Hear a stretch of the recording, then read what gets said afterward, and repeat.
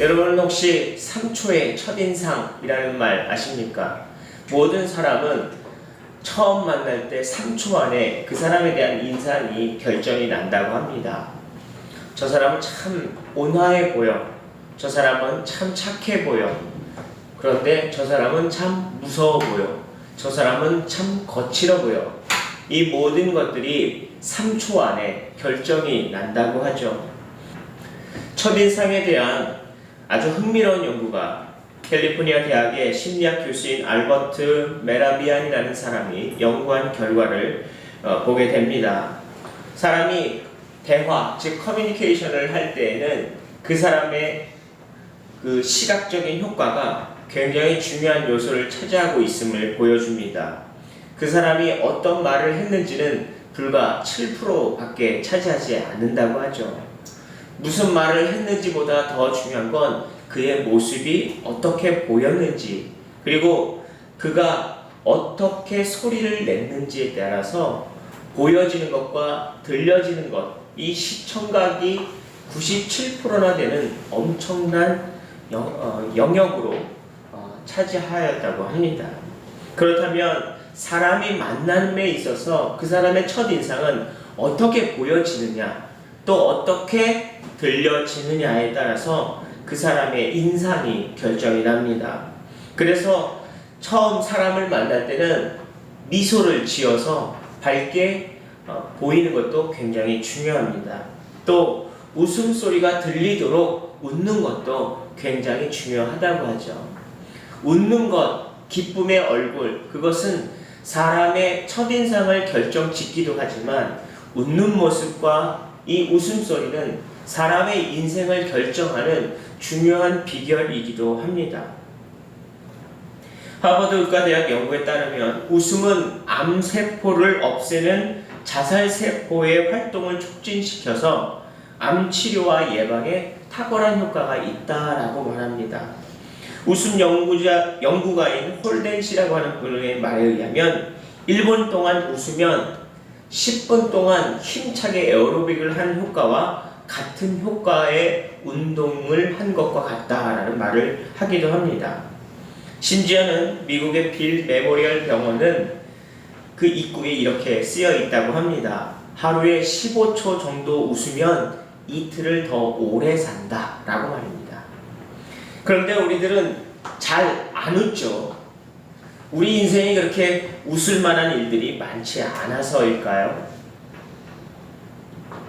혹시 질병의 해부라는 책을 아십니까? 사실 우리나라에는 질병의 해부라는 책으로 소개되지 않았습니다. 신비로운 마음과 몸의 치유협이라는 책으로 번역된 노먼 커전스라는 사람의 책입니다. 이 책은 자기 이야기를 그대로 쓴 책으로 유명하기도 하지만 그가 불치병을 이겨내고 다시 새로운 삶을 살게 된 그런 사람의 이야기이기 때문에 더 유명하기도 합니다. 그는 기자입니다. 기자였는데 편집장을 할 만큼 뛰어난 실력을 갖춘 사람이기도 합니다. 하지만 그가 50세가 되던 때에 강직성 충수염, 그래서 척수염이라고 하여 그는 심각한 관절염에 걸립니다. 이거는 걸어서 관절이 아픈 게 아니라 가만히 있어도 관절이 아픈, 그냥 늘 상시 통증이 오는 그런 병이라고 하죠. 의사는 그에게 치료 불능이라는 판결을 내립니다. 그가 무심결에 읽었던 책 중에 부정적 사고가 건강에 아주 해롭다라는 책을 읽게 되어서 반대로 그는 즐거운 감정이, 즐거운 생각이 자기 병에 도움이 될 수도 있겠다라는 생각으로 그는 즐거운 감정을 채워가기를 결정합니다. 그래서 그는 자신을 이미 포기한 주치의에게 부탁을 하고 허락받아서 병원 안에서 아주 익살스러운 코믹 TV를 하루 종일 시청하는 일을 시작했습니다. 병실 안에서 코미디물을 보면서 하루 종일 배꼽을 잡고 웃는 일을 일주일 동안 하게 되면서 그는 10분 동안 미친 듯이 웃고 나서 2시간 동안 통증 없이 편안하게 잠을 자기 시작했다고 합니다.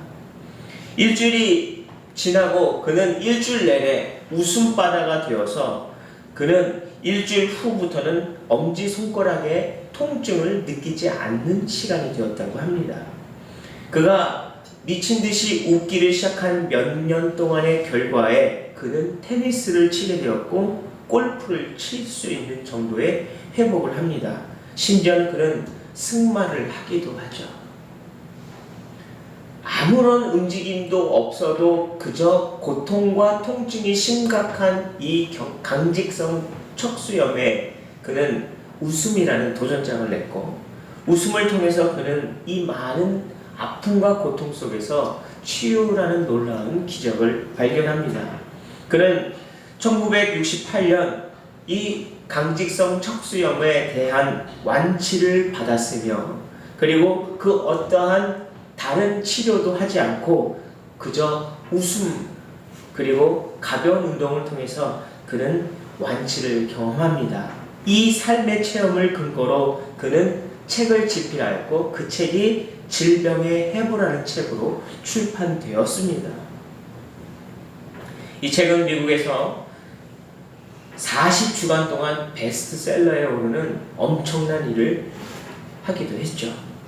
이 노먼 커전스는 50세에 곧 죽을 거라는 결판을 의사에게 통보를 받고 나서도 무려 75세까지 아주 건강하게 살았다고 합니다. 그가 죽기 전까지 병원에서는 그의 신비로운 웃음에 대해서 웃음 치료라는 분과를 만들게 되었고 병원에서는 그를 중심으로 웃음 치료라는 두 개의 팀을 운영하기도 됩니다. 그리고 결국 그는 웃음과 질병 간의 연구 업적을 인정받아 UCLA 대학의 의과대학 교수로 초빙받기도 합니다. 참 신기하기도 하죠. 웃음이라는 것은 우리가 삶에 있어서 웃을 만한 일이 있어서 웃는 것은 아닙니다. 하지만 우리에게 웃을 수 있다라는 이것이 얼마나 큰 놀라운 일인지를 우리는 발견할 수 있는 계기가 되기도 합니다. 성경 말씀은 오늘 우리에게 항상 기뻐하라 라고 말해줍니다. 뭐 때문에 기뻐할까요? 우리의 삶은 기쁜 일이 별로 없습니다. 어쩌면 기쁜 일보다는 절망할 일만 있을 수도 있습니다. 그리고 항상 기뻐한다는 것은 매일 기뻐한다는 것은 불가능한 것으로 보여질 수밖에도 없습니다. 사실 우리 인생이 그렇죠. 실패를 경험하기도 하고 좋은 관계에 대해서 좌절하기도 합니다. 또는 사랑하는 가족과의 슬픈 관계, 또 죽음 이런 것이 슬픈 경험을 통해서 우리에게는 항상 기뻐하라는 이 말은 불가항력적으로 보이기도 합니다. 그럼에도 불구하고 오늘 성경을 통해서 바울 선생님이 우리에게 말씀하신 것은 항상 기뻐하라입니다. 여러분 아십니까? 이 빌립보서를 썼던 이 바울 선생님이 현재 위치는 로마 감옥입니다. 그는 차디찬 감옥 바닥에서 이 성경 본문을 집필하며 빌립보에 편지를 보냅니다. 사랑하는 빌립보 교인 여러분, 여러분의 인생 속에서 제가 권합니다. 주 안에서 항상 기뻐하십시오. 내가 다시 강조해서 말합니다. 기뻐하십시오. 바로 이것이 오늘 본문의 이야기인 것입니다. 오늘 본문은 기쁨이라는 것은 단지 권하는 것이 아니라 이 기쁨은 명령으로 선포되어집니다. 이것이 어떻게 명령으로 받아야 할까요? 생각해보니 성경은 우리에게 주 안에 있는 나에게 라고 표현할 때가 많습니다. 주 안에 있는 사람, 이 사람들을 성도라고 말하기도 하지만 또는 교회 다니는 사람이라고 말할 수도 있겠습니다. 이것을 주 안에 있는 성도들, 주 안에 있는 성도들이라고 말합니다. 이 주 안에 있다라는 말이 어떤 말입니까? 주님과 연합하여 한 몸이 된 공동체라는 의미입니다. 이 말은 우리가 죄성이 있고 또 우리가 죄의 본성을 가지고 죄를 짓기도 하기 때문에 우리의 힘과 능력으로는 지옥이라는 결론밖에 없지만 우리가 어떻게 살았음에도 불구하고 상관없이 우리의 죄를 대속하여 죽으신 예수 그리스도의 십자가로 인하여 우리가 주님을 영접하고 주님 앞에 우리의 죄를 회개하면 우리가 천국에 갈 수 있다라는 이 확실한 믿음이 있기 때문에 주 안에 있는 성도가 된 것입니다. 믿으십니까?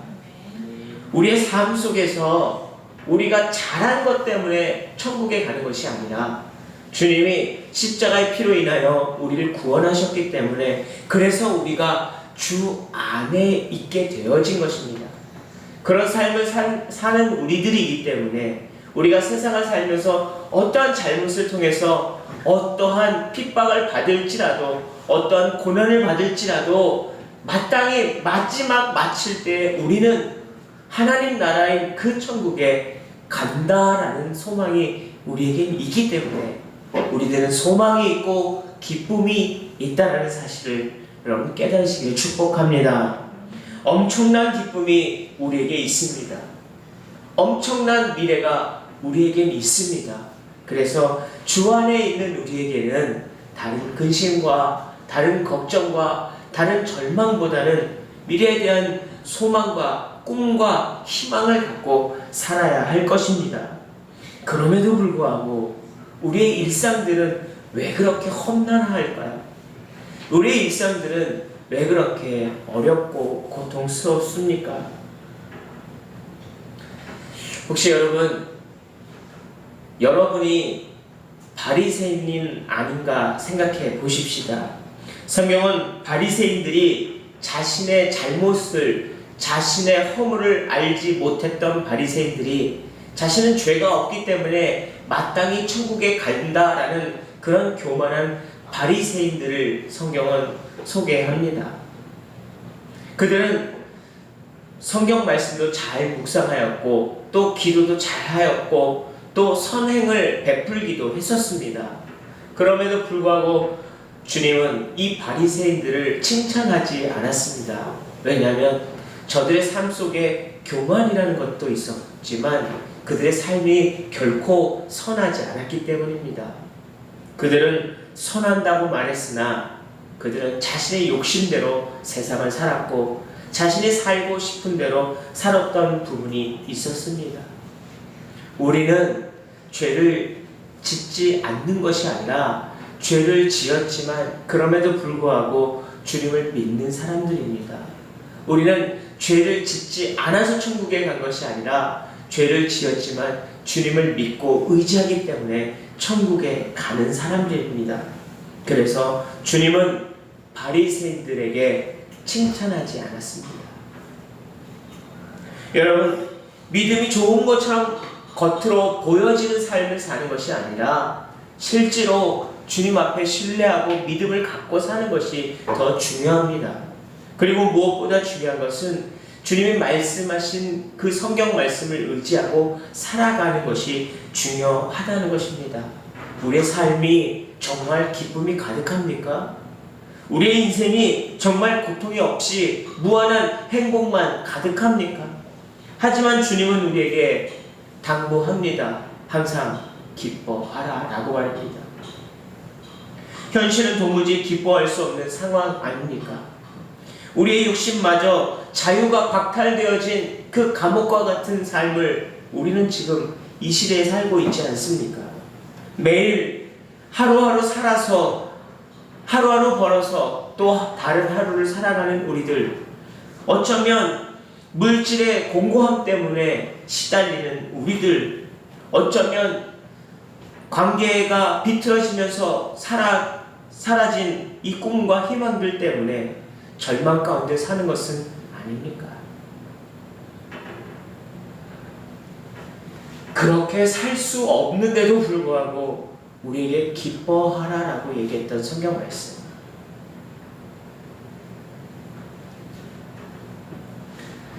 바울 선생님은 이렇게 고백합니다. 생각하건대 현재의 고난은 장차 우리에게 나타날 영광과 비교할 수 없도다 말입니다. 우리가 이 시대에 살면서 많은 고난과 많은 역경과 어려움 속에 살지만 우리가 믿음을 지키고 주님을 신뢰하고 살아갈 때 우리가 누릴 수 있는 마지막 결론은 하나님 나라, 영광의 하나님 나라에 들어간다라고 바울 선생님은 고백하였습니다. 바울 선생님이 가졌던 이 무한한 기쁨의 근원, 에너지원이 무엇입니까?